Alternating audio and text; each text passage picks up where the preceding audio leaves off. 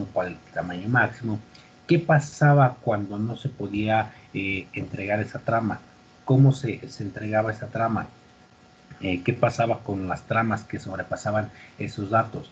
¿Qué pasaba con las tramas que no tenían mínima esa mínima cantidad o ese mínimo tamaño, ¿no? Si se acuerdan o no se acuerdan.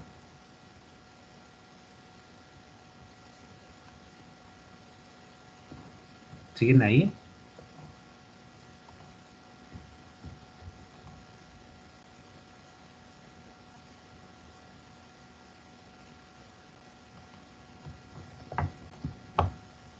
Ok, dentro de todo lo que nosotros mencionábamos entonces en sesiones pasadas, pues eran estas partes. Ahora, cada uno de los estándares de IEEE que íbamos mencionando tenía ciertos dispositivos de red y aplicaba para distintas capas, generalmente. Por ejemplo, vamos a encontrarnos en esta parte de la unidad que estaríamos iniciando, la unidad número 3, que son los dispositivos de red. Específicamente hoy vamos a iniciar con los dispositivos de capa física. ¿Qué van a hacer estos dispositivos de red? ¿Qué tiene que ver con esto de la capa física? Nosotros habíamos mencionado dentro de los estándares que algunos estándares trabajan dentro de la capa física. ¿Qué va a ser la capa física? En este caso nos vamos a la capa física del modelo OSI. ¿Quién me dice qué tareas lleva a cabo la capa física del modelo OSI?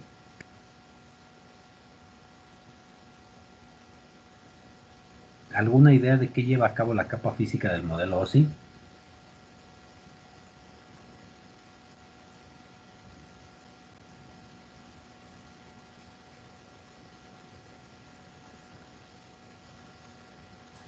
Es la con respecto al adaptador de red, ¿no? Ok, tiene que ver con el adaptador de red. Digamos que esto de la capa física va a definir las especificaciones tanto eléctricas, eh, mecánicas, de procedimiento y funcionales. ¿Esto para qué? Para activar, para mantener una comunicación y desactivar, es decir, para activar, para desactivar y para mantener, como su nombre lo dice, el enlace físico entre sistemas finales o entre dispositivos de red. ¿De acuerdo? Entonces, este lo vamos a utilizar en las transmisiones cuando nosotros hacemos transmisiones de nivel de bit a bit. ¿Cuáles son estas transmisiones de nivel de bit a bit? Quiere decir que nosotros enviamos una trama de datos que ya veíamos la sesión pasada de que está compuesta. Esa trama de datos, a fin de cuentas, se transforma en ceros y unos y eso es lo que se envía por la red a manera de pulsos eléctricos. Ahorita profundizamos un poco más en el tema. La capa física va a tener también tareas, por ejemplo, ¿cuáles van a ser? La capa física va a permitir la compatibilidad entre diferentes tipos de conectores existentes. Por ejemplo, ¿qué conectores existentes tenemos? ¿Con qué pueden conectarse a la red ustedes? ¿Qué conectores han utilizado para poderse conectar a la red?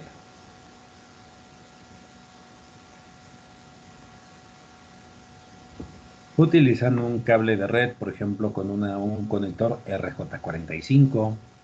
Pueden utilizar, si la tecnología de su modem lo permite, pueden utilizar para conectarse a la red cable coaxial, que es decir, este que se utiliza generalmente para las antenas de televisión, entonces que se compone de un solo alambre. Ahorita también vamos a ver un poco acerca de estos temas, de los tipos de conectores.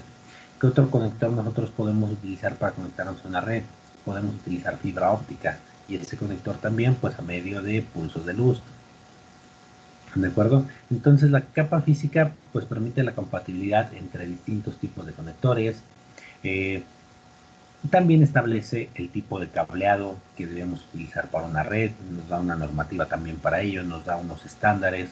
Eh, Podemos definir funciones que se van a realizar dentro de cada uno de los pines que vamos a conectar. Recordemos, si estos pines envían pulsos eléctricos, necesitamos que al menos los conectores tengan especificaciones sobre el tipo de conectores, qué pines van a transmitir los pulsos, qué pines los van a recibir, qué voltajes transmiten. Entonces, todo esto lo manejan los dispositivos de capa física, es decir, cómo transformar esos voltajes en forma de pulsos eléctricos en una cadena de datos. Entonces, desde el tipo de cableado que podemos utilizar, determinar cómo se va a codificar, por ejemplo, todo este voltaje de las señales. Cuánto va a ser la duración para representar uno, cuánto va a ser la duración para representar un cero. Y eso también tiene que ver con la transmisión de datos, con la forma de enviar los pulsos eléctricos, tiene que ver con las distancias, tiene que ver con los voltajes máximos, los voltajes mínimos, la variación de voltajes, el recubrimiento de los cables, la modulación de las señales, si es necesario, por ejemplo, amplificar, colocar un amplificador dentro de un espacio. ¿Por qué? Porque la señal tal vez no alcance a llegar por ciertas características del dispositivo que vamos a enviar, por características propias del medio, por características, digamos, propias de los medios que vamos a utilizar, de los dispositivos físicos que utilizamos. Entonces, todo esto incluye la capa física, todo lo que tiene que ver con los datos, cada uno de los elementos, cómo se van a transformar esa cadena de bits, cómo se van a componer estas tramas, cómo se van a enviar, cómo vamos a poder codificarlas, cómo vamos a poder decodificarlas.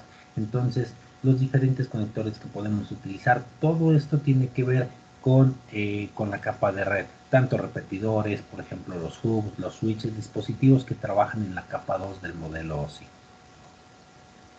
¿Vamos bien hasta ahí? Sí. Sí.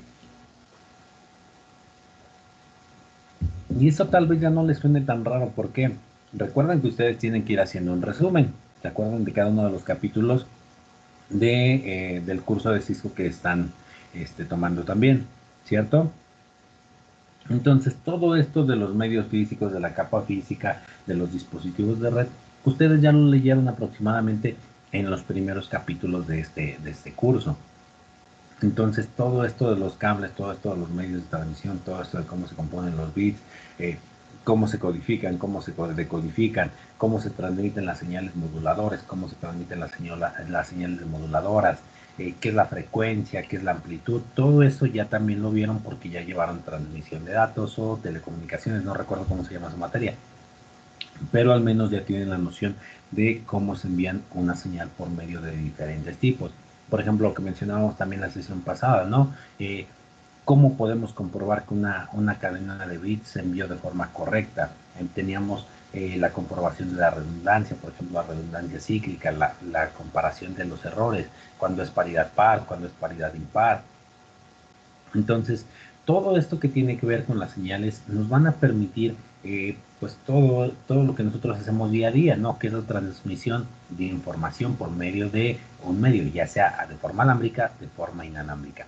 Pero, ¿qué pasa cuando es necesario, por ejemplo, hacer un puente entre un medio físico y, por ejemplo, un medio inalámbrico? Entonces, por ejemplo, nosotros podemos tener un host emisor alámbrico y un host destino inalámbrico. Entonces, ¿qué pasa cuando nosotros queremos hacer la combinación de una red alámbrica con una red inalámbrica? Entonces, esto también lo mencionaban los protocolos del 802. Entonces, este medio físico también puede ser de diferente, digamos que puede utilizarse en ambas partes. ¿Por qué? Porque estos protocolos del 802 hacen compatible tanto una red alámbrica con una red inalámbrica, a modo de que no tengan problemas de comunicación. Entonces, nosotros podemos encontrar, déjenme les comparto tantito la pantalla, denme un minutote. Aquí no sé si es mi internet o todo está en general un poquito lento. Déjenme inicio sesión en Netacat. Voy compartiendo mi pantalla.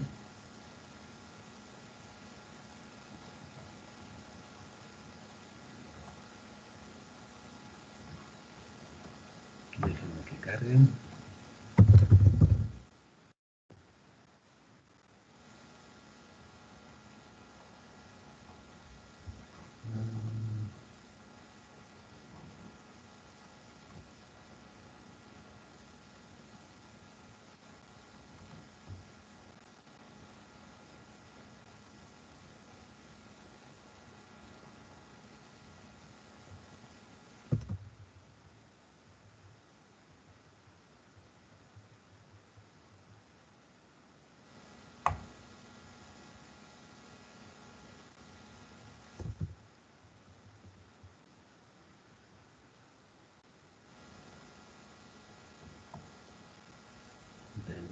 tú te está iniciando sesión.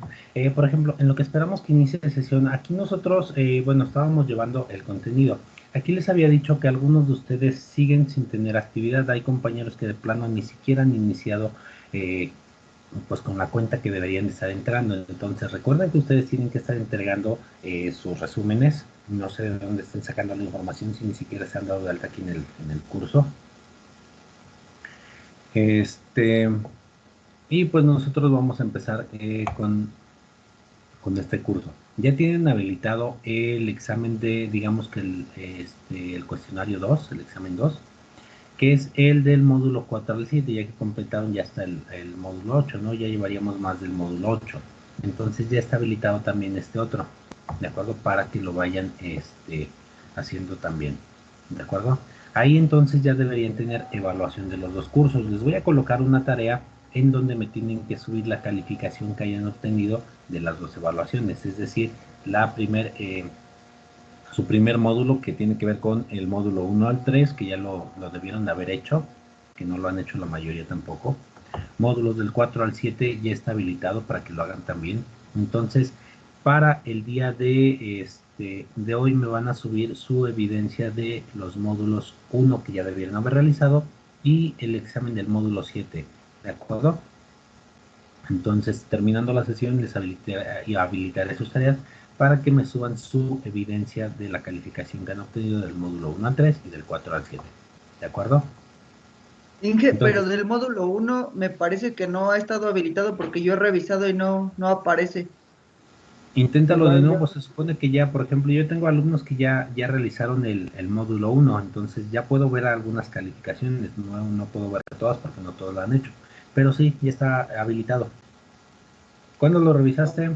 Ahorita mismo, profe, acabo de revisar, tampoco no me permite checar A ver, el... ahorita lo checo, entonces dame un minutito, déjame, les dejo de compartir la pantalla. De una vez déjame lo reviso. Dame un minutote.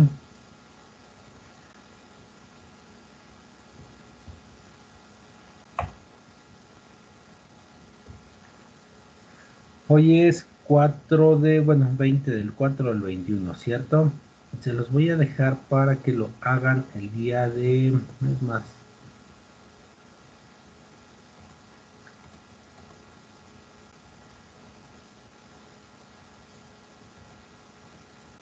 A ver, dame un minutito, déjame.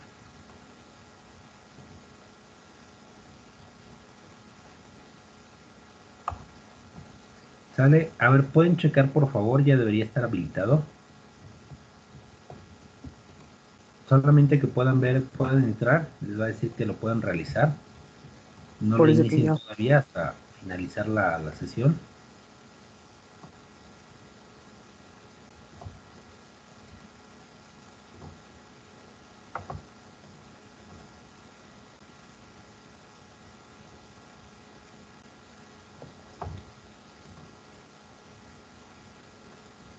¿Ya lo checaron? Sí, Sí, ya ya está. deja.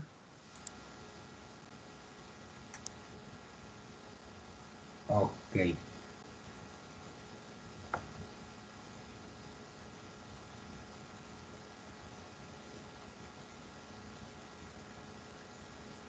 ¿Les aparece una hora de finalización ahí en su examen?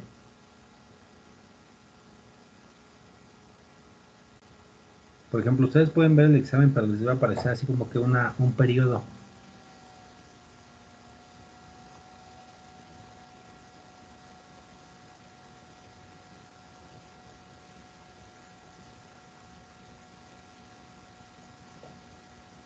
¿Si les aparece o no les aparece?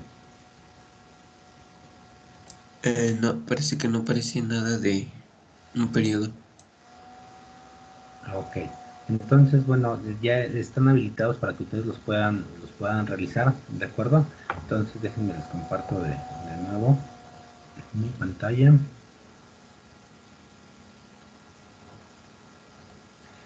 Y entonces todo esto que nosotros estábamos viendo nos vamos a la parte de la capa física. La capa física que en este caso ustedes ya deberían haberla leído. Y aquí nosotros vamos a ver ciertas características dentro de la capa física. Mencionan los estándares. Dentro de esos estándares de la capa física nosotros vamos a encontrarnos, denme un minutito por favor.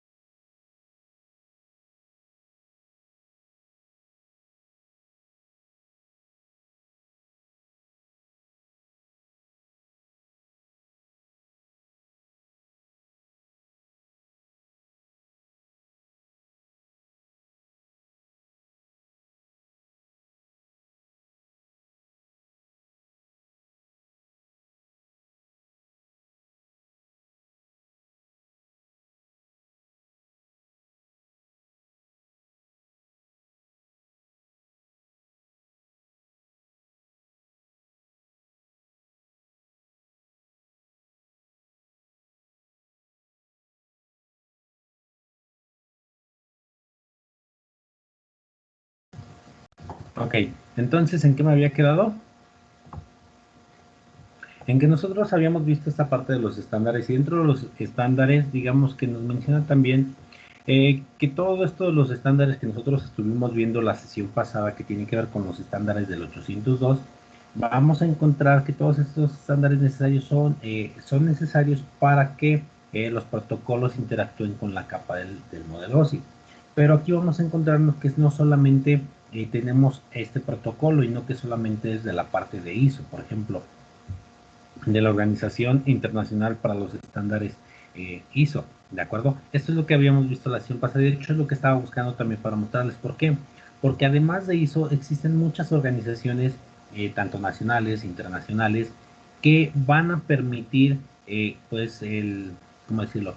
El mantenimiento, la regulación de estos estándares que trabajan dentro de la capa física, tanto para el hardware, tanto para el software, tienen que ver con todo lo que ya mencionamos, por ejemplo, la codificación que nos menciona aquí también, cómo trabajan dentro de la capa del modelo OSI, los voltajes que van a trabajar, las distancias que pueden soportar. Entonces, dentro de estas organizaciones, pues está ISO, la Organización Internacional para la Estandarización, está la Asociación de las Industrias de Telecomunicaciones, que sus siglas son las que tenemos aquí, y la Asociación de las Industrias Electrónicas, tenemos sus siglas acá, la Unión Internacional de Telecomunicaciones, que aquí tenemos sus siglas, el Instituto Nacional Estadounidense de Estándares, que tenemos sus siglas acá, bueno, lo que ya habíamos mencionado, el que más hemos estado mencionando, que es el Instituto de Ingenieros Eléctricos y Electrónicos, de los estándares 802.x.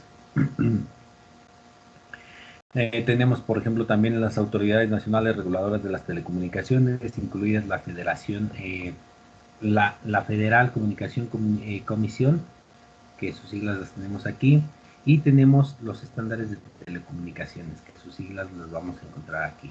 Entonces, son varias organizaciones que manejan todo esto, los estándares, ¿de acuerdo? Son ahora muchos fabricantes de software, de hardware, que nos permiten la comunicación con estos dispositivos. Entonces, todo esto tiene que ir regulado por normas, por estándares. ¿Para qué? Para que independientemente de la marca que nosotros utilicemos al realizar o con la conexión de cualquier tipo de red, no tengamos ningún problema de comunicación, es decir, que todos los dispositivos funcionen para poderse comunicar entre sí, y todo esto es posible pues mediante los estándares y de estas corporaciones, ¿de acuerdo?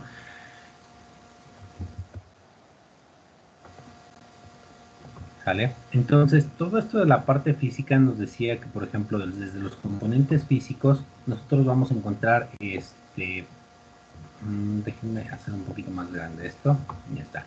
De los componentes físicos, pues vamos a encontrarnos que, por ejemplo, todo, desde el equipo que utilizamos, es decir, el hardware, el tipo de conectores que transmiten las señales, que interpretan los bits, todo el tipo de componentes, las tarjetas de gráfica, acá lo menciona, las interfaces, los conectores, el diseño de los cables, y esto especifican cómo se va a codificar y cómo se va a decodificar una señal. Recordemos que una trama la vamos a enviar en una, digamos que a nivel de bit. ¿Qué hace cuando se envía a nivel de bit? Cuando nosotros enviamos una trama a nivel o a base de bit, nosotros le estamos enviando en ceros y unos, ¿de acuerdo? Entonces lo que estamos haciendo son la transmisión de los bits de datos, digamos que en una cadena, en un grupo de cadenas, que era la trama que estábamos diciendo, la cual decíamos que tenía una longitud pues establecida, que tenía que ser mayor a la cantidad que le di la sesión pasada, que era 64 bits, y menor a ¿cuánto?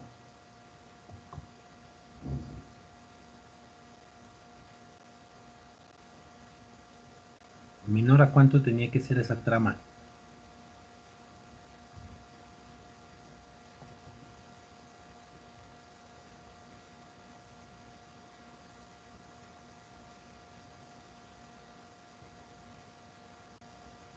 ¿Sí se acuerdan?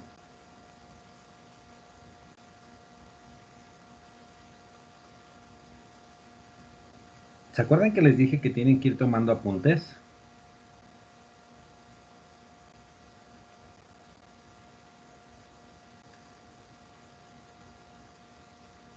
¿Sale? Ok, entonces la trama va a ser alrededor de los 1500 para los datos y agregábamos ciertos bits para que nosotros pudiéramos tener lo que la verificación de errores todavía o los demás componentes de la trama de datos. ¿De acuerdo? Entonces eran 1650 bits, si no mal recuerdo. Entonces, nosotros también, y ustedes ya podrán recordar un poquito aquí, por ejemplo, los distintos tipos de codificaciones. Esos distintos tipos de codificaciones son cómo nos van a poder permitir representar pues nuestros datos a partir de la cadena que nosotros estemos enviando. Aquí lo dice, por ejemplo, usted utilizando la codificación Manchester. Los ceros se representan mediante una transmisión de voltaje alto y los unos se representan con una transmisión de voltaje bajo a alto. ¿Qué quiere decir? Los ceros los representamos arriba, los unos los representamos con una transición a medio ciclo en la parte alta, ¿de acuerdo? Pero nosotros también nos vamos a encontrar diferentes tipos de codificaciones y esas diferentes tipos de codificaciones van a mencionarnos cómo es que se va a representar un cero, cómo es que se va a representar un 1, cómo se representa una transición, qué pasa cuando tenemos dos unos juntos, qué pasa cuando tenemos dos ceros juntos. También para esto hay ciertas reglas que nos van a permitir pues la parte de la codificación y todo esto tiene que ver con la capa física del modelo. Entonces, en el ejemplo, pues ceros en alto, la transición se representa a medio ciclo y la representa a 1. ¿Recuerdan haber visto algo de esto?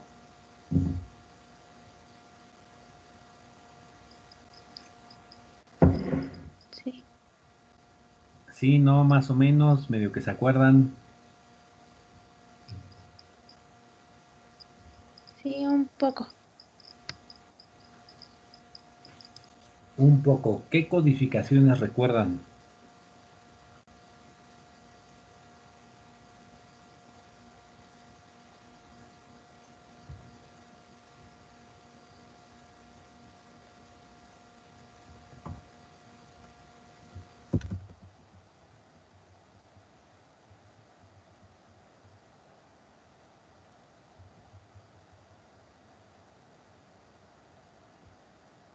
Dentro de la codificación de señales de telecomunicaciones nos vamos a encontrar pues que hay varias señales. ¿Cuáles pueden ser de esas señales?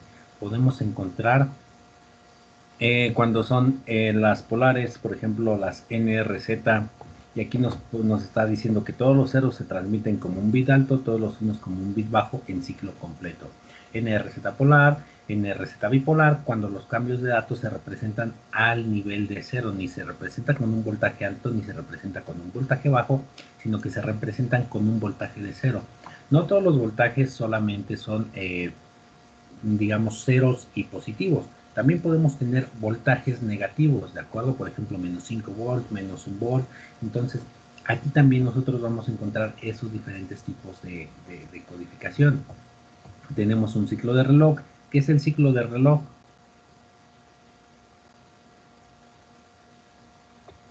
Es el que manda la señal para que cambie de 0 a 1, ¿no? Es el que manda la señal para que cambie de 0 a 1. Quiere decir que esa señal de reloj o el clock nos va a manejar el tiempo en el que se va a estar cumpliendo con un ciclo, ¿de acuerdo? Entonces, por ejemplo, a nosotros siempre nos han dicho, pues los unos son en alto, los ceros son en bajo. ¿Por qué? Porque los datos nosotros los podemos representar como una señal digital. Si nosotros representamos esa de señal digital, nosotros siempre vamos a representar el 1 en alto, el 0 en bajo. Pero las diferentes codificaciones nos van a mencionar cómo podemos transmitir estos datos. Esta cadena de datos nosotros la podemos transmitir de diferentes formas utilizando diferentes codificaciones. Por ejemplo, aquí la Manchester nos maneja que es la que estábamos viendo, que está medio ciclo, los unos lo representan en alto, pero este 1 tiene una característica, solamente trabaja a medio ciclo, el primer medio ciclo, ¿de acuerdo? El segundo medio ciclo, si hay una transición, pasa a 0. Si hay un 0 seguido de un 1, se representa medio ciclo de cada una.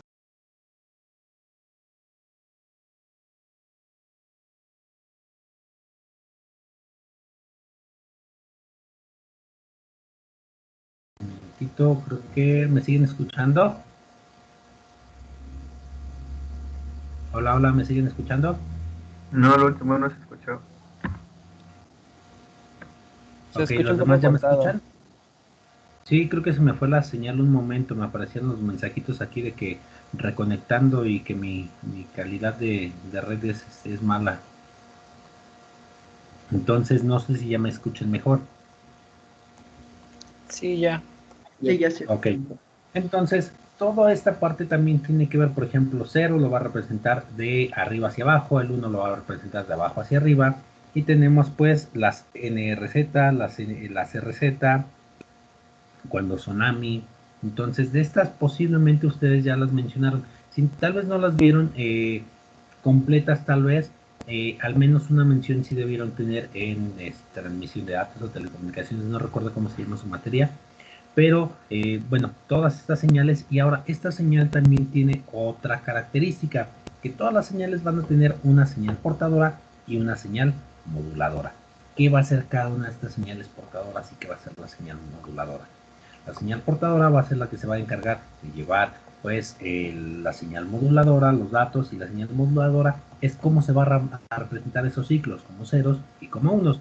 Y con eso en mente, entonces nosotros regresamos acá, que en base a la codificación que se esté utilizando va a ser cómo vamos a representar o cómo nuestra tarjeta de red en la capa física va a poder trabajar con estos voltajes, tanto voltajes altos como voltajes bajos. Entonces, la transmisión de datos ya va estandarizada también aquí, y la señalización, pues nosotros la estaríamos viendo de esta forma.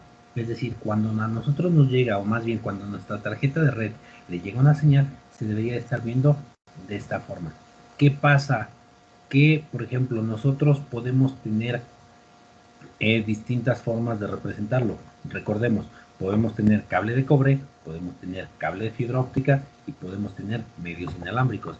Iniciamos con el medio de cobre. El medio de cobre se vería de esta forma. ¿Por qué? Porque nosotros manejamos un tiempo, ese tiempo se maneja con una frecuencia en hertz, y cada hertz está representado por cierto número de ciclos por segundo. Entonces, la medición aquí es hertz por segundo, ¿de acuerdo? Están representados como son cable de cobre. Realmente, ¿qué conduce un cable de cobre? Conduce electricidad. En este caso, representándolo con un voltaje tanto positivo como voltaje negativo y voltaje neutral o ausencia de voltaje. ¿De acuerdo? Entonces, cuando nosotros representamos un voltaje, nosotros lo representamos en ceros, en voltaje cero, voltaje negativo y voltaje positivo. Entonces, estos voltajes se van a ver de esta forma.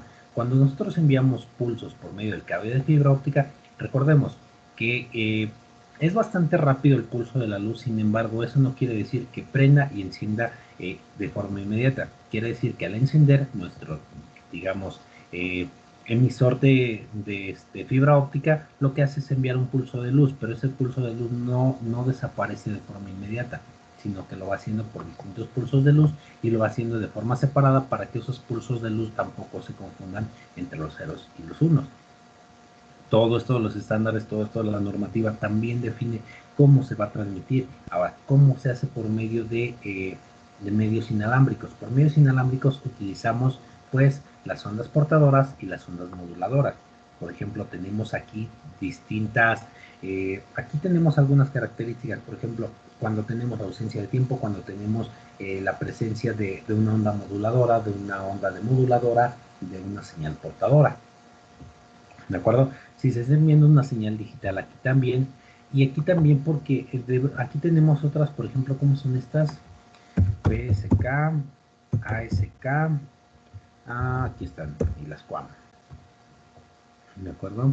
Déjenme ver, aquí vamos a encontrar. Y aquí nosotros vamos a tener todo esto de la modulación, y dentro de esa modulación también nos va a decir qué es la amplitud de nuestros dispositivos. Y aquí también tiene que ver cómo se representan estas señales dentro de los voltajes que nos están enviando. Cuando nosotros trabajamos con señales inalámbricas, utilizamos estas de aquí, que tienen que ver con la amplitud, cómo nos representa los ceros, cómo nos representa los unos, y aquí también tiene que ver el número de ciclos que representa por cada uno de estos bits. ¿Sale? ¿Por qué? Porque si se dan cuenta, cada tipo de onda, o digamos que de modulación, nos va, déjenme ver aquí, nos va a indicar cómo poder trabajar también con estos ceros y unos. Aquí, por ejemplo, el ASK nos representa que al menos el 1 se va a representar con 2 ciclos. Quiere decir que cuando yo tengo 2 unos, voy a representar 4 ciclos. ¿Qué es un ciclo? Cuando se cumple una senoide completa, es decir, hasta aquí tengo un ciclo. Otra senoide completa, tengo 2 ciclos. Quiere decir que también ahí va a tener una frecuencia de 2 Hz por segundo. ¿De acuerdo? El desplazamiento de frecuencia por PFSK también nos representa que el 0 va a ser solamente un ciclo, el 0 representa un ciclo, y los unos se van a representar por 2 ciclos, 2 Hz y 1 Hz en el número de ceros. Ahora, el desplazamiento de fase por PSK también nos da ciertas características. Aquí los ceros se representan con 2 ciclos y el 1 vuelve a reiniciar un ciclo en el inicio de la senoide. Entonces, esas características también nos las mencionan dentro de la forma en que nosotros trabajamos con los medios inalámbricos. Y aquí podemos ver, por ejemplo, cuando son ondas AM, cuando son ondas FM, cuando son... Y esas ondas tienen que ver con las de aquí, las ASK, FSK, PSK y las ondas QAM. Las QAM también tienen que ver con cómo se encuentran, dónde se encuentra la señal, cómo se está enviando. Y estas señales, ¿por qué son importantes? Porque nos van a permitir la tasa de transferencia de bit a bit. Quiere decir que nos van a permitir tener un ancho de banda. ¿Qué es esto del ancho de banda? Es un término que utilizamos muchos. Conectarnos a una red, del ancho de banda lo utilizamos mucho. ¿Por qué? ¿Qué tiene que ver este ancho de banda?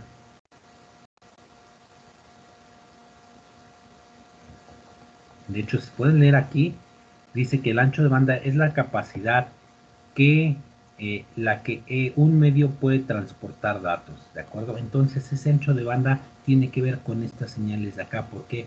Porque tiene que ver con la capacidad que puede transportar de datos esa onda determinada, ¿de acuerdo?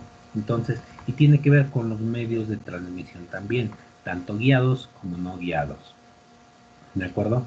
Entonces, aquí vamos a encontrar que, bueno, el ancho de banda lo vamos a medir por bits por segundo. Y ese ancho de banda nosotros lo podemos medir en cualquier red en la que nosotros estemos conectados, ¿de acuerdo? Por ejemplo, nosotros podemos tener desde los bits por segundo hasta los terabytes por segundo. ¿Alguien ha medido alguna vez su ancho de banda? El ancho de banda que llega a su red, que tienen, por ejemplo, si están conectados con datos, si están conectados a un módem, si están conectados a una red inalámbrica, cualquier red que estén conectados, ustedes pueden medir ese ancho de banda. Y vamos a encontrar ciertas características que nos van a mostrar dentro de esos medidores o de los servicios que nos permiten medir el ancho de banda. Dentro de estas herramientas que nos permiten medir el ancho de banda, nos van a manejar cierta terminología. Esa terminología va a ser la latencia, el rendimiento y la capacidad de transferencia útil. También, por ejemplo, cuál es mi ancho de banda de subida, cuál es mi ancho de banda de bajada, ¿de acuerdo?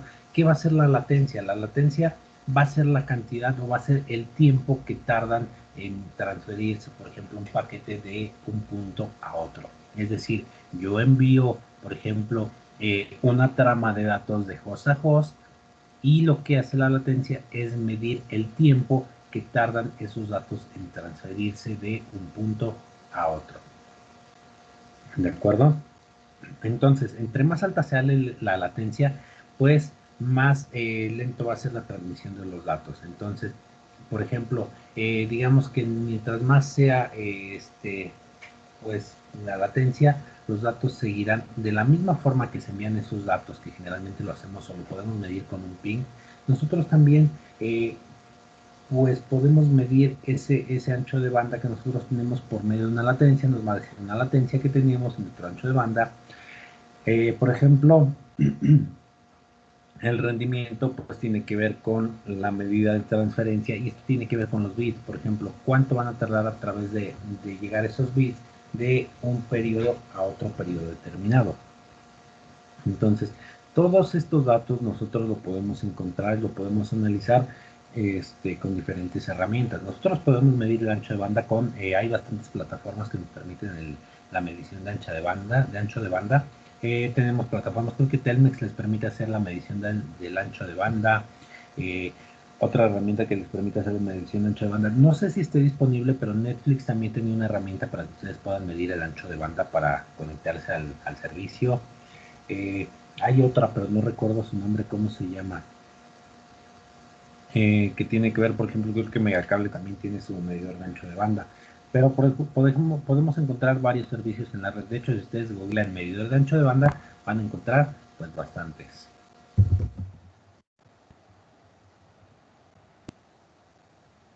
De ancho de banda. Y por ejemplo, ya este es otro, el speed test, también hay algunos otros. Entonces tenemos bastantes medidores de ancho de banda, y obviamente pues cada uno va a funcionar de manera distinta. ¿Qué es lo que miden a fin de cuentas? Pues la velocidad, el rendimiento, la latencia que nosotros estamos trabajando desde nuestra red. La capacidad útil o la capacidad operativa, la mayoría de los medidores de ancho de banda nos van a marcar con un cierto relojito desde los 0 megabytes por segundo hasta pues la n cantidad que ellos trabajen, ¿de acuerdo? Entonces, todo esto de la capacidad de transferencia útil, o digamos que el rendimiento útil, como lo manejaba aquí, la capacidad de transferencia útil, tiene que ver con la sobrecarga que va a tener, es decir, qué tantos paquetes puedo recibir, cuántos bits son recibidos, cuántos son rechazados, digamos que cuánto tengo con cuestión de velocidad de carga, cuánto tengo en velocidad de descarga. Por ejemplo, cuántos paquetes puedo recibir, cuántos paquetes puedo rechazar. ¿De acuerdo? Entonces, como lo menciona aquí, hay pruebas de velocidad que pueden revelar el rendimiento de tu conexión a Internet. Por ejemplo, si ustedes entran a cualquiera de esos, por ejemplo, es más a la primera que tenemos aquí, nosotros podemos medir pues desde el ancho de banda que tenemos en la red. Por ejemplo, pues aquí ya me está dando mi IP que tengo. Se supone que esta es una IP pública. Ya me dice que en este caso tengo el servicio de Megacable, el servidor. Y bueno, si ustedes le dan inicio, pues va a empezar a hacer la medición de lo que nosotros estábamos viendo, y les va a mostrar algo similar a lo que tenemos aquí, que es la medición por el ancho de banda, y ya les va a dar así como que los servicios, les va a arrojar algunos datos, les va a decir si tienen la velocidad que en teoría deberían de tener. Por ejemplo, un ping a 16 megabytes segundo, que esa es la latencia, el tiempo que tardó en llegar, por ejemplo, en este caso. Caray, ¿hasta cuánto estoy teniendo? Obviamente esto es en teoría. Tengo, se supondría que 36 megas en descarga. Qué genial fuera, qué genial sería, ¿no? Ahorita podemos hacer la prueba con distintos. Aquí, porque pueden hacerlo con distintos, y de descarga tengo menos de 3. Entonces, aquí, por ejemplo, también algo en general, la descarga o la velocidad de descarga va a ser mucho menor a la velocidad de carga. Entonces, ustedes pueden cambiar su servidor para poderlo ver. Ustedes pueden utilizar múltiples medidores, y de esos medidores pueden tener diferentes pues resultados. ¿Por qué? Porque cada uno de estos trabaja de forma diferente. Por ejemplo, los medidores de velocidad de los más confiables que había, al menos había tenido la oportunidad de leer, es, por ejemplo, no sé si sigue estando disponible, medidor de ancha de Netflix. ¿Por qué? Porque, bueno, en este caso es así como que un dato general. Lo que tenía Netflix era que tenía muchos reclamos acerca de que no se podía utilizar hace tiempo el servicio pues, de la plataforma, que es de ver películas en línea, el stream y todo esto. Entonces generó su propio medidor de ancho de banda para evidenciar a los proveedores de internet de que realmente el problema era que muchos de los proveedores de internet lo que hacen es que ponen un tope para el ancho de banda. ¿Qué quiere decir? Que aunque tú tengas más ancho de banda de lo que requiere mínimo Netflix, tu proveedor de internet te da cierto límite para trabajar con cada uno de estos medios. Por ejemplo, el ancho de banda que tienes tal vez si es de 5, tal vez te permite trabajar con uno con contenido multimedia. Entonces, para trabajar contenido multimedia con uno es bastante reducido, entonces por eso era de los más confiables. No sé si siga disponible, pero al menos era de los más confiables que se encontraban en la red. ¿De acuerdo? Entonces, todo esto, las mediciones de ancho de banda siguen siendo características de la capa física. Y dentro de esto nosotros podemos encontrar a todos los dispositivos que vamos a encontrar o los medios que podemos utilizar para nosotros poder transferir esas cadenas de datos, esas tramas, esos trailers de bits. ¿De acuerdo? Entonces, dentro de lo que vamos a poder ver, ya habíamos mencionado que tenemos los cables de cobre, tenemos los cables, bueno, todo lo que tiene que ver con cobre son para trenzado coaxiales. Tenemos fibra óptica y tenemos la parte inalámbrica. Tenemos características del cableado de cobre, ¿de acuerdo? ¿Cuáles son ciertas características? Volvemos, recordemos un poquito de esto. Cuando nosotros enviamos un poco de las tramas de las cadenas de datos, recordemos qué pasa cuando nosotros tenemos una trama de datos que no cumple con el tamaño mínimo o que se excede del tamaño máximo para la trama de datos. ¿Qué pasa?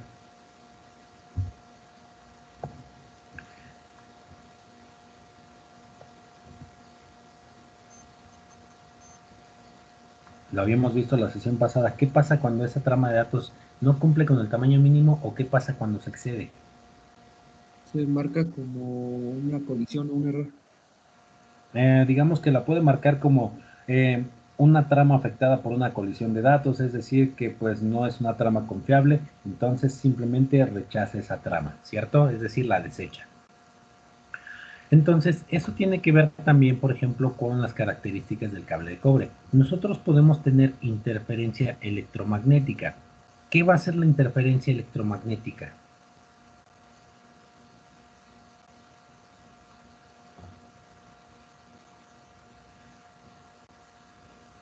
¿Alguien recuerda algo de esto? ¿Qué va a ser esto de la interferencia electromagnética? Quiere decir que un cable de cobre puede ser afectado por un campo electromagnético. Ustedes llegaron a hacer un experimento, me imagino, en algún momento, por ejemplo, de hacer un electroimán. Una batería, un cable de cobre enrollado con, por ejemplo, puede ser con un núcleo de aire, es decir, hasta como una bobina, puede ser con un núcleo de hierro, con un tornillo, con un clavo, puede ser con un núcleo de ferrita, puede ser con un núcleo de, ¿cómo se llama esto que tienen los lápices en el centro? Se me fue el nombre. Grafito. Entonces nosotros podemos trabajar con un electroimán con diferentes núcleos. ¿Qué tiene que ver eso con la transmisión de datos? Quiere decir que todo conductor va a generar un campo electromagnético por la transmisión de una señal eléctrica o un pulso eléctrico por medio de él. Y eso tiene que ver con un poco de física, con la física general. Y esto lo menciona con las, ¿cómo se llaman esto? No, vamos aquí. Electromagnetismo. Con la parte física.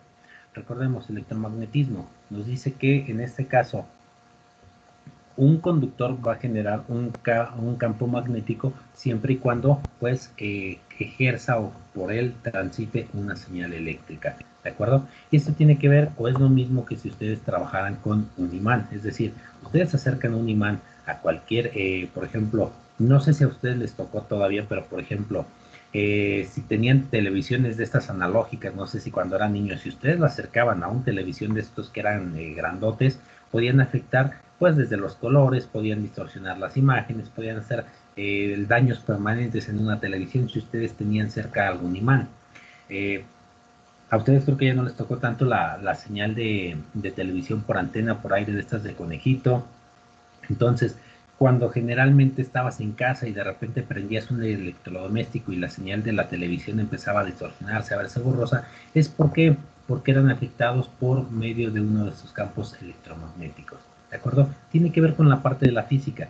Todo dispositivo, todo conductor va a generar un campo electromagnético cuando por él transita una señal eléctrica. Entonces, esas señales eléctricas pues pueden afectar directamente a los datos. ¿Por qué? Porque pueden alterarlas y a eso vamos con esta imagen que tenemos aquí. Nosotros tenemos que cuando digamos que una cadena de referencia, una trama, tenemos ceros, bueno, como la representamos una cadena digital, tenemos 1, 0, 1. ¿Qué pasa cuando nosotros enviamos esa cadena por medio de un dispositivo o digamos un medio alámbrico, en específicamente cobre? Se va a transformar a ceros y a unos. Quiere decir entonces que aquí tenemos la señal digital que tenemos pura, que está representándose, que está saliendo de su tarjeta de red, pues es una señal digital pura porque se acaba de digitalizar. Digamos que en el medio hay una señal de interferencia. Esa señal de interferencia la podemos representar así. Esas señales de interferencia pueden estar representadas ¿por qué?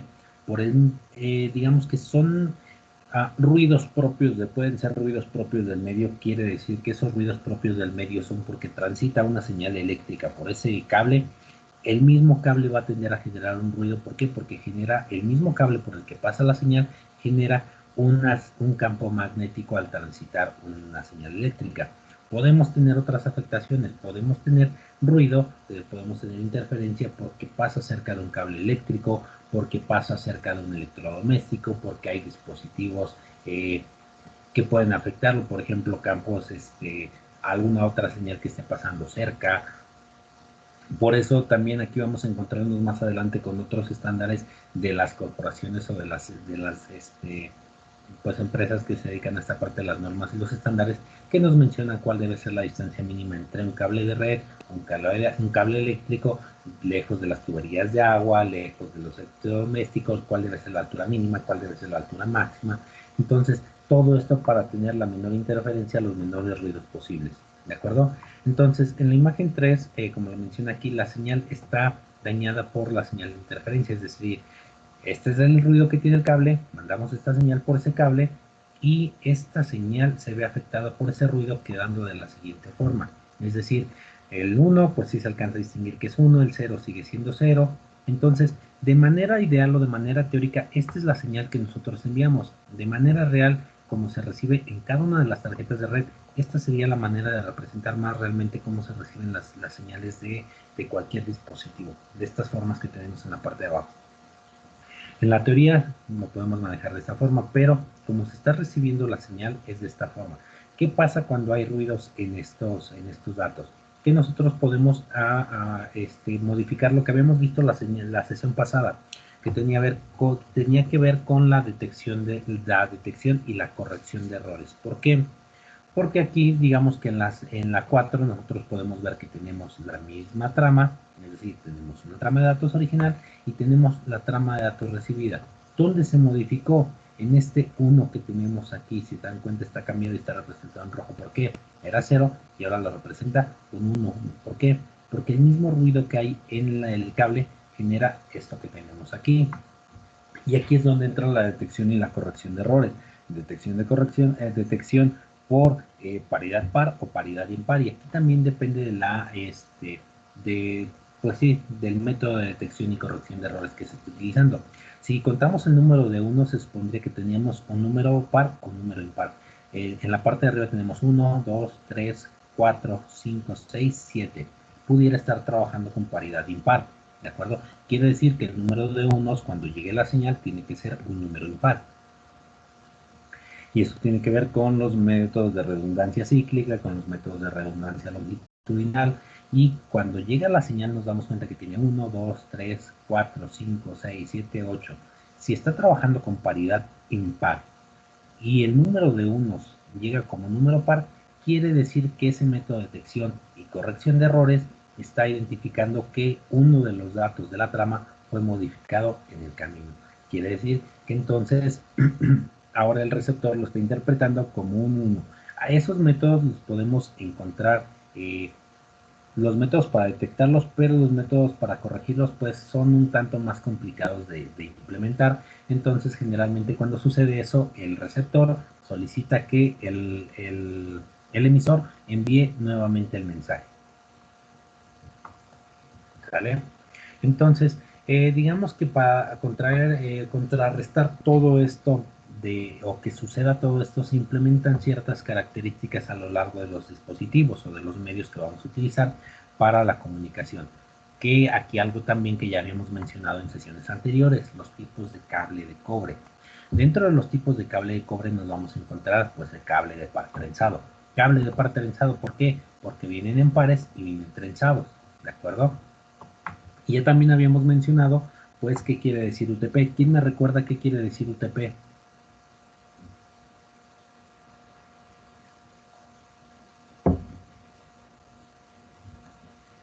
Ya se los había dicho. ¿Qué quiere decir UTP?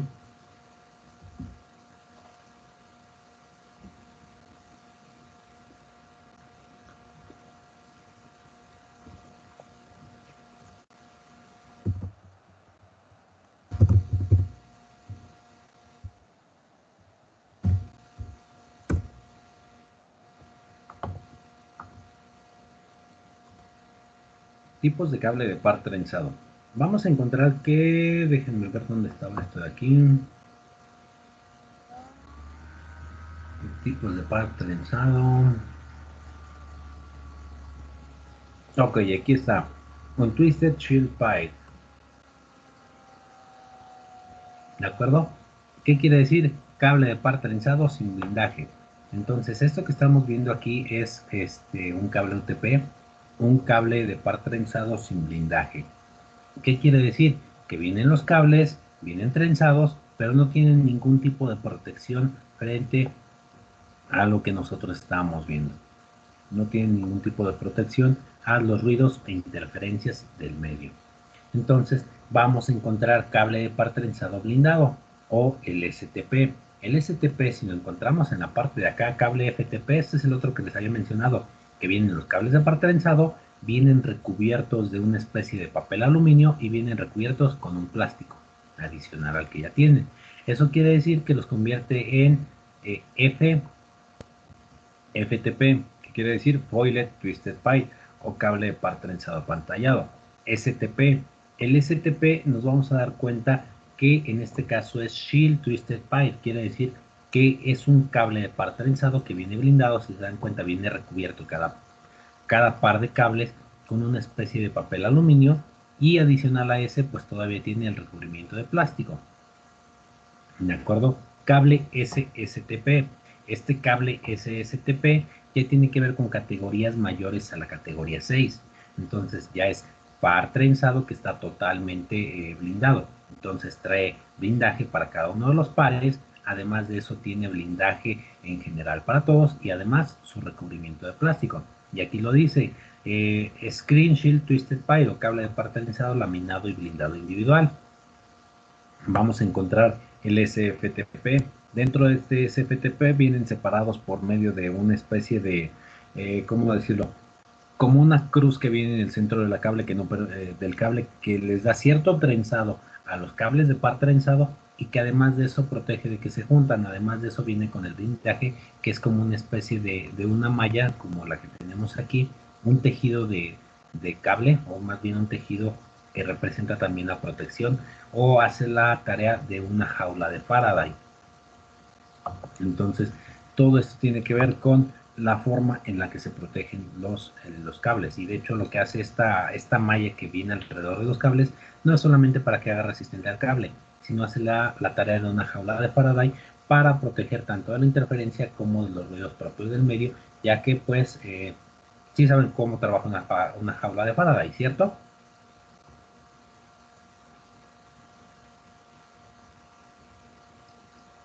¿Siguen ahí?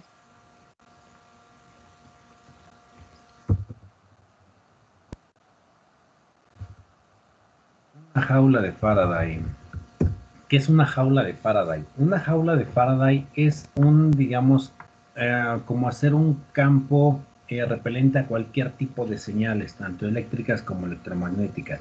De hecho, los ejemplos que nosotros podemos ver aplicados a una jaula de Faraday lo podemos ver aplicado realmente en una bobina de Tesla. Dentro de esta bobina de Tesla, pues la jaula de Faraday está protegiendo a esta persona de pues las señales eléctricas, la corriente eléctrica. ¿Por qué? Porque al momento de que choca cualquier tipo de señal con una jaula de Faraday, pues esta puede nulificarse o puede dirigirla directamente hacia tierra. Entonces protegiendo todo lo que esté dentro de esta jaula, ¿de acuerdo? Y pueden encontrar muchas aplicaciones de esta jaula de Faraday. Por ejemplo, de hecho aquí está, ¿no? Por ejemplo, si ustedes pueden monitorear cualquier dispositivo que esté dentro de una jaula de Faraday, pueden protegerlo de cualquier tipo de señal. Por ejemplo, hay muchos dispositivos. Un ejemplo de esto puede ser que ustedes cuando están dentro de una construcción no tengan señal de teléfono, no tengan señal de internet. ¿Por qué? Porque el mismo recubrimiento que tal vez o la misma parte de la configuración que utilizaron para la construcción de la casa está haciendo una especie de jaula de Faraday. ¿Y qué hace? Pues nulifica o digamos que protege todo lo que está dentro de que le llegue una señal del exterior. Entonces, todo lo que esté dentro de la jaula de Faraday, pues estaría protegido. Si ustedes aquí los experimentos que de repente hacen, colocan un teléfono, un radio dentro de una malla como esta, no va a tener señal. Le quitan la malla encima y automáticamente pues toma la señal. ¿Sale? Los autos, los aviones, la misma construcción. Aquí viene un ejemplo de la construcción. ¿Por qué? Porque dentro de los tipos de construcción que hacen de repente para las casas, tienen este efecto que tiene aquí. Entonces, hace el mismo efecto de una jaula de Faraday. ¿Sale? Entonces, de repente se preguntan, ¿por qué no tengo señal? ¿Por qué no tengo señal dentro de un edificio? ¿Por qué no tengo señal dentro de cierta zona? Posiblemente es porque están cerca de algo que está actuando como una jaula de Faraday. Y también esa especie lo hace este recubrimiento dentro de los cables. Entonces, también dentro de estos cables de par trenzado, además del recubrimiento, manejan ciertos estándares para que se puedan conectar. Por ejemplo, aquí de los que nos mencionan es que el par trenzado no blindado, pues es el medio más común para conectarnos tanto a switches como que conectarnos a router. ¿Por qué? Porque es de bajo costo y funciona de la misma manera. Además, el par trenzado de cada uno de estos cables tiene un propósito. ¿Alguien sabe por qué vienen trenzados estos cables?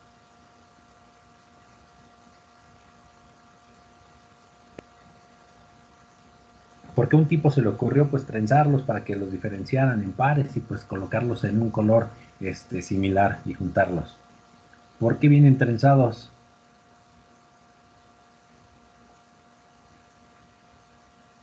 Creo que era igual para evitar alguna corriente electromagnética que afectara.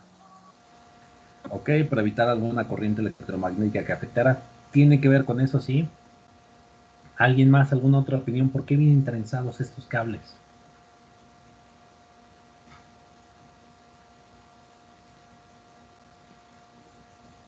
De hecho, hasta aquí lo dice, no, los mismos pares trenzados protegen la señal de interferencia. ¿Por qué? Porque al momento en que ustedes, por ejemplo, y esto tiene que ver un poco con la física también, nos dice que todo conductor eléctrico va a generar un campo electromagnético cuando tiene una corriente eléctrica fluyendo sobre él. Y nos dice que una corriente de igual magnitud fluyendo en sentido contrario va a nulificar ese campo magnético. Entonces, esto tiene que ver con esos principios físicos. Tiene que ver con que cada par trenzado tiene cierto número de vueltas por metro. Es decir, ¿para qué? Para proteger la señal de interferencia, nulificando los campos magnéticos que se puedan generar a través del flujo de corriente eléctrica. La cubierta de plástico pues solamente protege a los cables del daño físico y generalmente pues el aislamiento plástico es para proteger pues la corriente eléctrica que viaja por cada uno de estos pares, ¿de acuerdo? Para que no se junten, si no funcionaría todo como un solo cable. Entonces los cables de par trenzado blindado pues lo que hace es que la parte del blindaje protege pues, a la interferencia de ruidos de campos electromagnéticos a lo largo de, pues, de su camino para no tener la interferencia de datos no deseados. ¿De acuerdo? Entonces, pues la cubierta exterior como la maneja aquí, el escudo trenzado de aluminio, que es lo que hace a como una especie de jaula de Faraday, no permitiendo que se afecte los datos que pasan por debajo o por dentro de esta jaula de Faraday. Entonces, pues posiblemente los escudos es como una cierta especie de papel aluminio, no sé, es como plástico aluminio, no sé decir qué material es, ¿de acuerdo?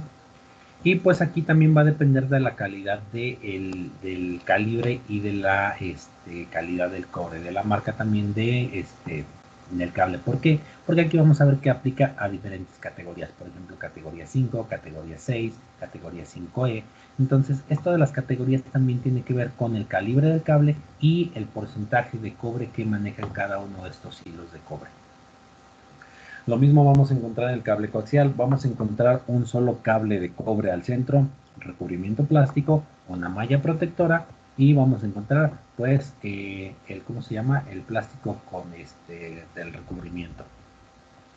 Y podemos utilizar diferentes conectores coaxiales, algunos de seguridad, algunos por ejemplo que solamente son enroscables, algunos que son, los pueden encontrar en diferentes características y estos van a ser para diferentes aplicaciones.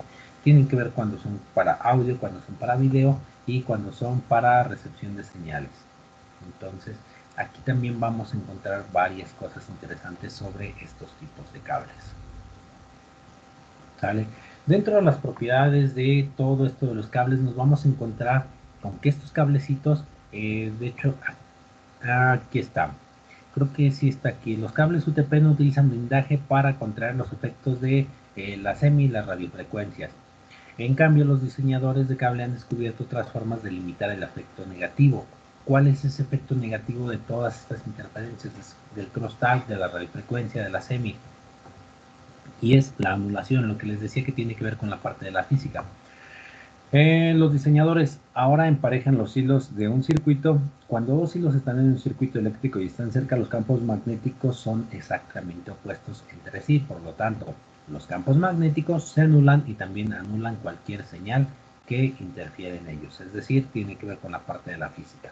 Dos campos electromagnéticos fluyendo en señal opuesta se van a nulificar. Entonces, digamos que por esa razón vienen interesados para nulificar toda aquella interferencia que esté dentro de pues que pudieran afectar los datos que viajan por ellos. ¿De acuerdo? Y también vamos a ver que dentro de estos cables de par trenzado, algo que también ya habíamos platicado anteriormente, por ejemplo aquí cuando tenemos cable categoría 3 que no viene trenzado, cable categoría 5E y cable de categoría 6. ¿Qué diferencia podemos notar? Que el categoría 6 todavía que el categoría 5 todavía admite UTP, que no esté blindado. A partir de la categoría 6, pues ya se empieza a trabajar con cables de par trenzado blindados. Y podemos ver los conectores que vamos a utilizar para la conexión de red, que esto ya lo habíamos visto cuando también mencionamos de forma rápida los conectores, los estándares, para la conexión de cable directo, cable cruzado, y vamos a utilizar conectores RJ45. El cable que ustedes pueden encontrar, que pueden conectar directamente a su módem, que pueden conectar directamente a su equipo en el puerto de red. Podemos encontrar cuando nosotros podemos hacer tomas para ese conector RJ45 y lo podemos hacer mediante rosetas. Las rosetas van a ser estos conectores que nosotros podemos hacer. Vista frontal, vista posterior, ¿de acuerdo? Y aquí cada uno de estos ya también nos maneja la configuración que puede manejar. Por ejemplo, si yo quiero hacer la configuración 568A, pues coloco todos los cables que me indica cómo van en la parte que dice A. Si quiero hacer la configuración 568B, coloco cada uno de los cables en la letra B que corresponde. ¿Sale? Y aquí nos da unas imágenes de un cable UTP mal terminado. ¿Por qué está mal terminado? ¿Quién me da su opinión? ¿Por qué estaría mal este cable? ¿Por qué está mal terminado? Podemos ver el conector, podemos ver el cable UTP.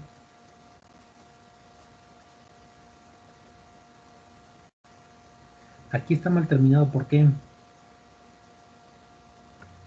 porque los cables son visibles y no están cubiertos por la entrada de RJ45. Porque son visibles aquí, no están cubiertos por el RJ45 ni tienen recubrimiento. Entonces por eso está mal terminado. Cuando ustedes vean un cable así, generalmente pues son de los cables que si tienen movimiento constante o que pueden zafarse rápidamente. ¿Por qué? El recubrimiento puede continuarse rompiendo, los cables se pueden doblar, se pueden romper. Entonces un cable UTP correctamente terminado tiene que quedar de esta forma, donde solamente ustedes, en caso de, bueno, esto es algo que creo que ninguna persona se salva de repente de tener que hacer un cable de este tipo. ¿Por qué? Ya sea para casa, para conexión en algún dispositivo que tenga que hacer, o simplemente el reemplazo de una terminal, ¿de acuerdo? O de un conector. ¿Qué es lo que se hace? Solamente se pela o se quita el recubrimiento de la parte de los hilos que van a entrar al conector RJ45. La misma pestaña que nosotros podemos ver en esta parte de aquí, esta presiona al recubrimiento. Entonces presiona el recubrimiento para que pues no impida que se zafe y que pase lo que tenemos en la parte de acá. Entonces, esto también ya lo habíamos mencionado y vamos a tener dentro de estos estándares para trabajar con UTP, vamos a trabajar con los estándares 568A y 568B, o T568A y T568B, en la cual nos dice que, bueno, el conector va a estar configurado de la siguiente forma. El primer par o el par 3 va a estar en los primeros lugares y aquí nos da la forma del conector para saber hacia dónde va. Cuando nosotros hagamos o tengamos que ponchar un cable con alguna configuración de este tipo, la pestañita del conector siempre la vamos a ver hacia la parte posterior, es decir, hacia atrás de lo que estemos viendo nosotros. Entonces nosotros hacemos la configuración 568A y 568A. ¿Qué nos dicen estas configuraciones? Que bueno, el cable de par trenzado que utilizamos como un cable cruzado tiene que tener en un extremo la configuración T568A y en el otro extremo la T568B. ¿De acuerdo? Quiere decir que si nosotros vemos nuestro cable, esta sería la punta de uno de nuestros cables y esta sería la otra punta. De un lado tenemos la configuración 568A y del otro lado tendríamos la 568B. ¿De acuerdo? Y ahí tendríamos un cable de par trenzado que es cruzado.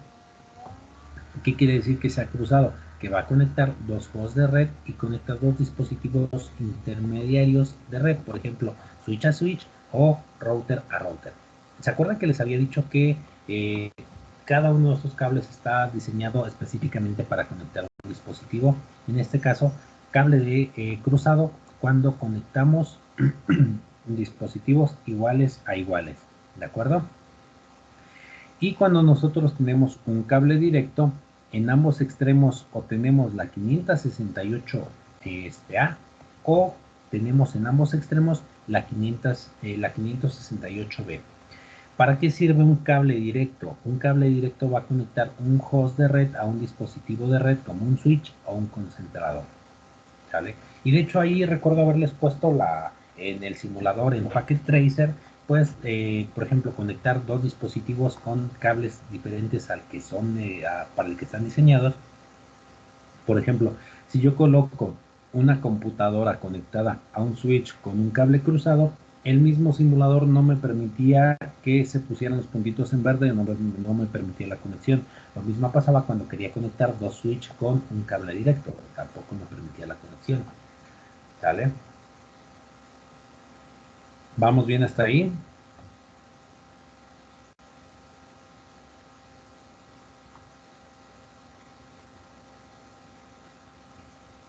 ¿Sí o no?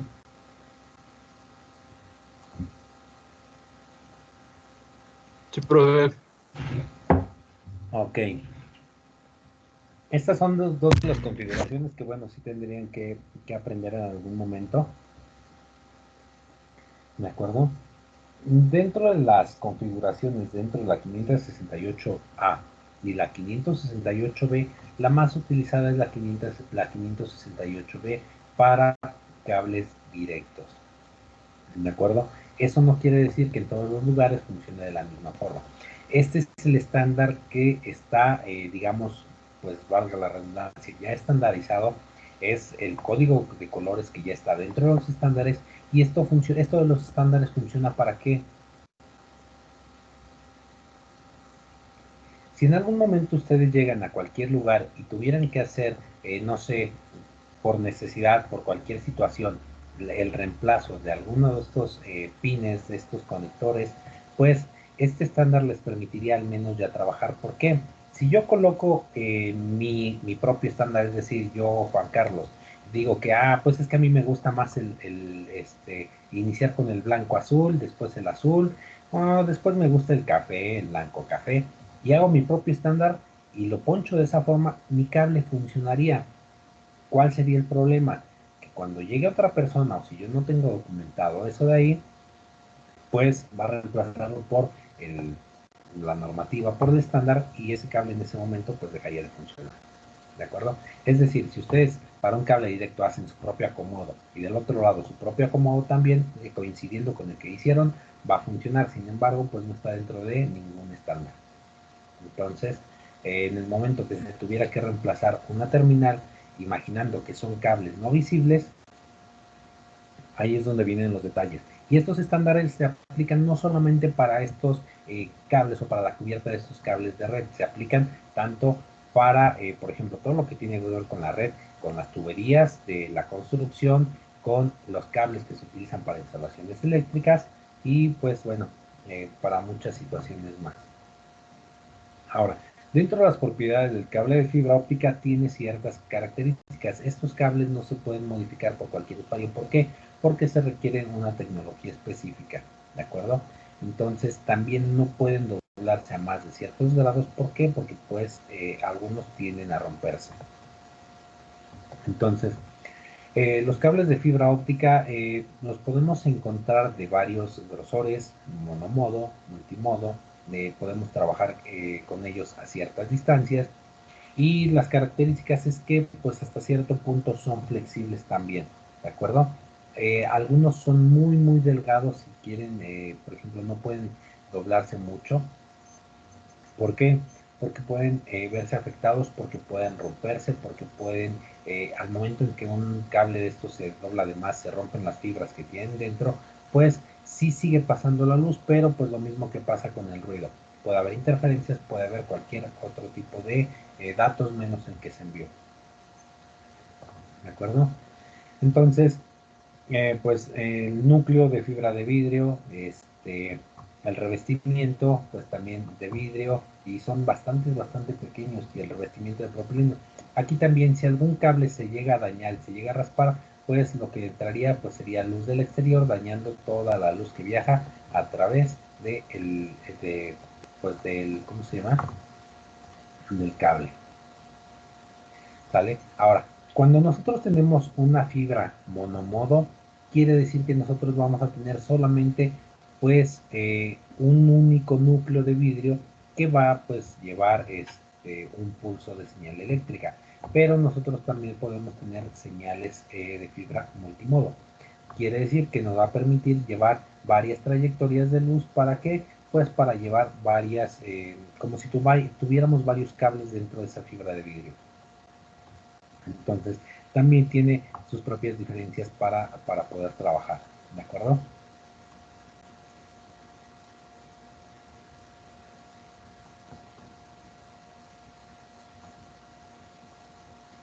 De los conectores de fibra de vidrio, de hecho hay muchos dispositivos que ya les permiten la conexión, digamos que de los que ya compran ustedes y pueden tener en casa, ya les permiten la conexión a dispositivos por medio de fibra óptica. Y sí pueden comprarse en cualquier tienda de electrónica un cablecito como este tipo, que es para la fibra óptica, pero también el detalle es el costo. Estos cablecitos ya muchos de sus dispositivos, por ejemplo laptop, televisiones, centros multimedia, ya tienen la conexión de este tipo. El audio también ya funciona algunos con este tipo. El detalle es que también los cables pues aún siguen siendo pues costosos. Un cable, por ejemplo, de los que he llegado a comprar, por ejemplo, de 1 metro, no más grueso que un cable de audífonos, está alrededor de 170, 200 pesos. Entonces, pues sí, son bastante caros todavía. en comparación con un metro de cable UTP que les cuesta alrededor de 8 pesos el metro, 8 a 10 pesos el metro, entonces pues sí hay una gran diferencia. Entonces, pues digamos que todo esto es un poco de lo que vamos a estar todavía abordando en la siguiente sesión. La siguiente sesión todavía nosotros estaremos trabajando ahora no solamente con los dispositivos de capa física, estaremos entrando con los dispositivos de la capa de enlace. Ya vimos todo esto de la parte de la capa física. La capa de enlace de datos tiene que ver con lo que estábamos mencionando en la sesión pasada, que es algo que ya también, digamos, es un tanto repetitivo en la materia, pero viene la parte de cómo se manejan las tramas. Entonces, cómo se manejan las tramas, cómo se manejan los paquetes, qué pasa con la trama máxima, qué pasa con las tramas mínimas, cuándo son los mensajes de confirmación, cuándo se envía un dato para abrir una nueva comunicación, cuándo se envía otro dato para cerrar esa comunicación. Entonces, sí es un tanto repetitivo. Si se dieron cuenta, ya les asigné algunas tareas, ¿cierto? Les dejo de compartir mi pantalla.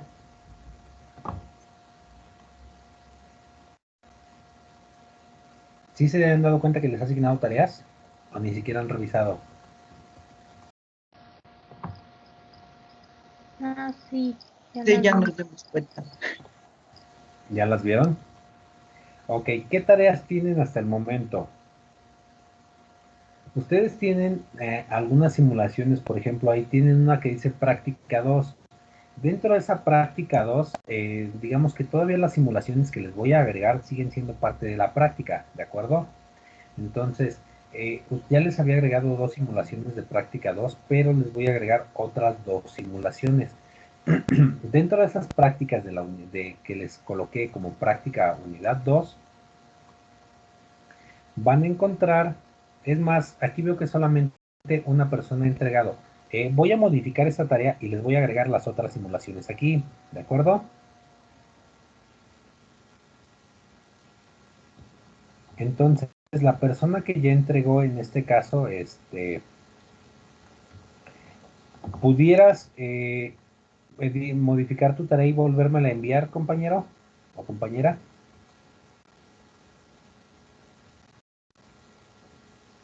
Bueno, ya sabrá quién ya la entregó, ¿de acuerdo? Voy a modificar entonces esta tarea que es de la práctica de la unidad 2 para que ustedes me la puedan enviar y me la van a poder enviar todavía hasta...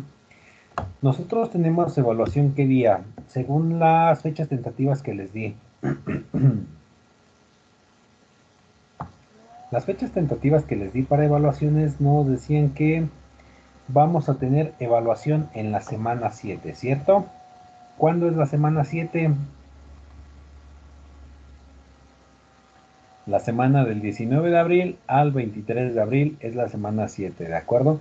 Entonces, van a tener todavía hasta el día viernes para poderme enviar esas simulaciones, ¿de acuerdo? Es más, déjenme modificar de una vez esta tarea.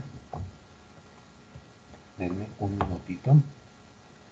Voy a modificar la ¿Sí van tarea. a seguir siendo también las que venían ahí? ¿Esas dos? Sí, ¿O esas las va a dos de hecho cambiar? ya las debieron haber hecho, que se supone que se entregaban a más tardar mañana. ¿Qué eran esas prácticas que les coloqué?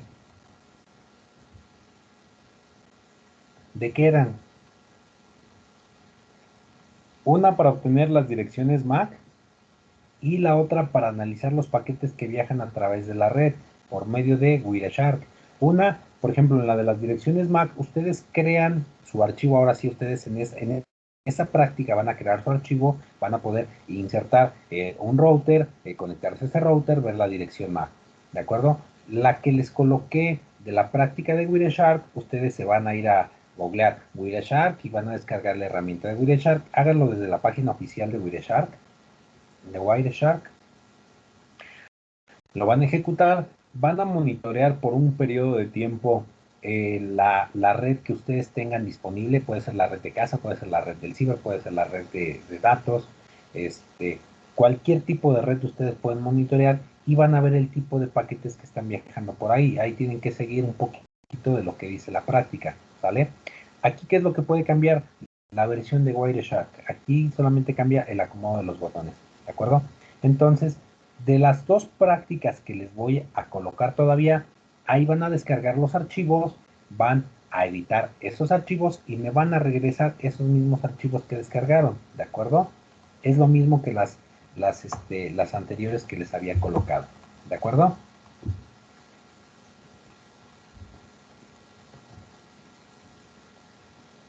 Les voy a agregar el PDF y les voy a agregar el archivo de Packet Tracer, ¿de acuerdo?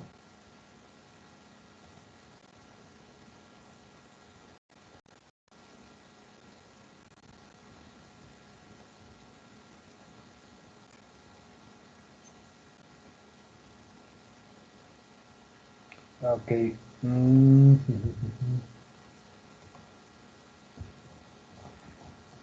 No, déjenme, se los agrego en una nueva, porque estos son los temas que ya estamos viendo de la unidad 3. Pensé que todavía serían de la unidad 2. No, van a ser de la unidad 3.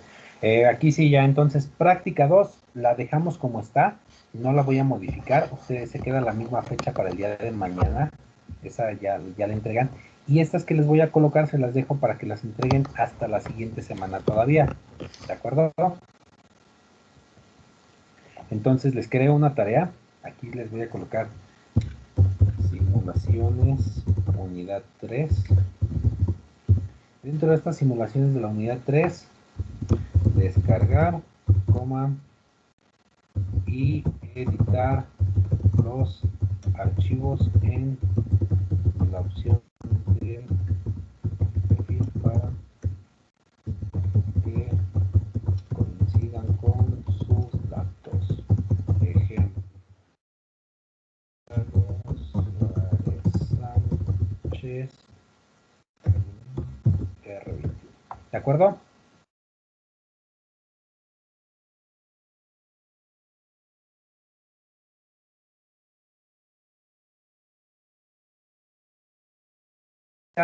Pero antes de empezar a hacer las... me dejaron de escuchar, ¿verdad? Sí, perfecto. Sí. Ok. Les estaba habilitando su tarea, pero les comentaba que donde les incluyo los archivos de Packet Tracer, ustedes los van a descargar, los van a editar y los van a volver a subir para entregarlos como tarea, ¿de acuerdo? Descargar, editar.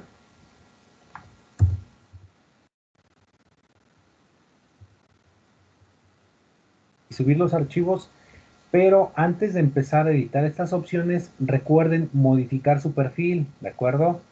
Van a tener que modificar su perfil. Ustedes una vez que abran el archivo les va a decir que tienen que modificar su perfil y ahí colocan sus datos. En mi caso sería Juan Carlos Suárez Sánchez, R21, ¿de acuerdo?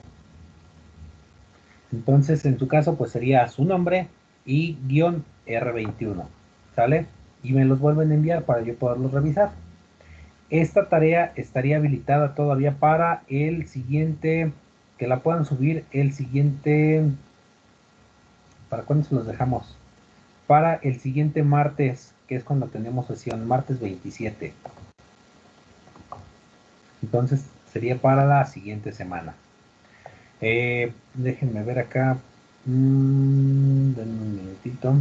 Entonces solamente los archivos que va a subir los vamos a descargar y ahí ya hacemos toda la modificación. Bueno, todo el... Sí, ustedes modifican ahí. Cuando abren el archivo, le dan doble clic al archivo, les va a aparecer un cuadrito de diálogo que les pide que modifiquen sus datos. Ahí aparece como guest. Ahí ustedes van a colocar su nombre, R21, ¿vale? Sí, Si no les sí, apareciera gracias. cualquier situación, hay un botón que dice profile o perfil, que tiene la imagen como de un muñequito, o la sombra de un muñequito con una flechita. Entonces ahí lo pueden cambiar también. ¿Sale? Sí, para que no pase la vez pasada. Sí, para que Sí, no gracias. tenga detalle como la última, las últimas simulaciones. ¿Sale? Sí, gracias. Estaba checando cuánto valen sus prácticas. ¿Qué valor le dejamos a sus prácticas?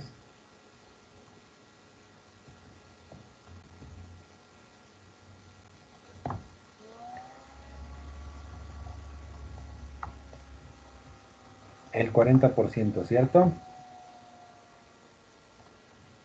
Entonces, el valor de aquí, los puntos serían el 40%, práctica de resin, Vence el martes 27 de abril, la siguiente semana.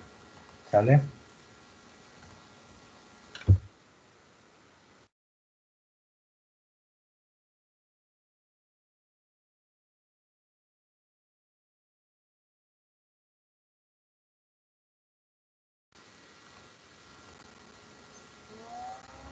Ok, creo que me volví a desconectar tantito. Les decía que ya está habilitada su práctica para que la vayan realizando también. Ya está habilitada su tarea. De la unidad 2, para poderlos evaluar, perdón, ya tengo habilitado su enlace del video resumen de la unidad 2. Ya está habilitada su práctica de la unidad 2. Ya están habilitados sus resúmenes. Los resúmenes se los coloqué para que vencieran el día de hoy. ¿Por qué? Se supone que esos resúmenes ustedes ya los hicieron. ¿De acuerdo? Entonces, capítulos del 5 al 8. ¿De acuerdo? ¿Qué otra cosa me hace falta colocarles para su evaluación? Para su evaluación ya tenemos, voy de nuevo, resúmenes ya están, su video ya está, práctica ya está, entonces déjenme les habilito de una vez su evaluación, su examen. ¿Cuándo les habilito el examen? El examen se los estaría habilitando. Ok, creo que ahorita no estaba disponible la plataforma de Schoology, es lo que estaba atendiendo hace rato con sus compañeros, por eso me tardé un poquito en ingresar, porque al parecer se cayó la plataforma de Schoology, entonces el examen se los dejaría habilitado para el día.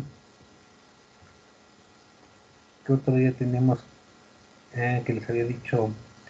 Sería para el día viernes, ¿de acuerdo? Su examen lo tendrían habilitado para el día viernes. Déjenme crear tarea.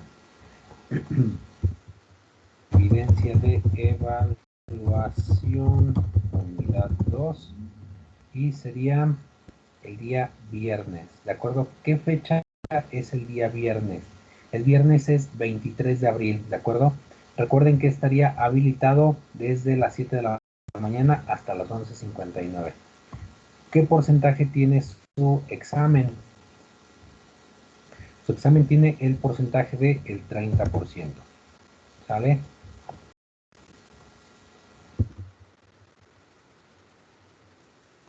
Entonces también vamos a hacer los de Cisco. ¿Mandé? También los exámenes de la plataforma de Cisco, los que apenas Sí, acabo de también. aplicar. De hecho, ahorita les voy a colocar, lo voy a colocar aquí en esta evidencia de evaluación. Aquí van a subir la captura de pantalla de Schoology y ahorita les coloco otra para que suban la captura de pantalla de los de Cisco, que esos los tendrían que entregar, pues máximo, pues, es más, les dejo una sola y se las dejo también para el viernes, ¿de acuerdo? Subir captura de pantalla de Schoology y captura de pantalla de las dos, más bien, dos evaluaciones de Cisco, ¿de acuerdo? Van a subir captura de pantalla de Schoology y captura de pantalla de las dos evaluaciones de Cisco, ¿de acuerdo? Y esas serían para el viernes 23 de abril como máximo, que es este viernes, ¿de acuerdo? ¿Alguna duda hasta aquí?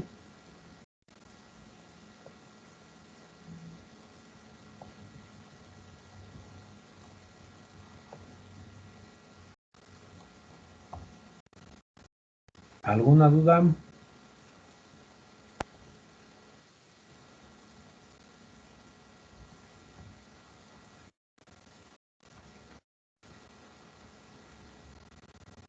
Ok, entonces creo que no hay ninguna duda.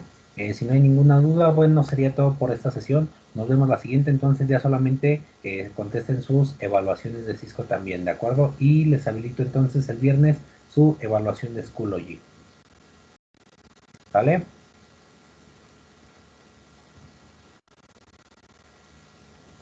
Bueno, detengo su grabación y nos vemos la siguiente sesión.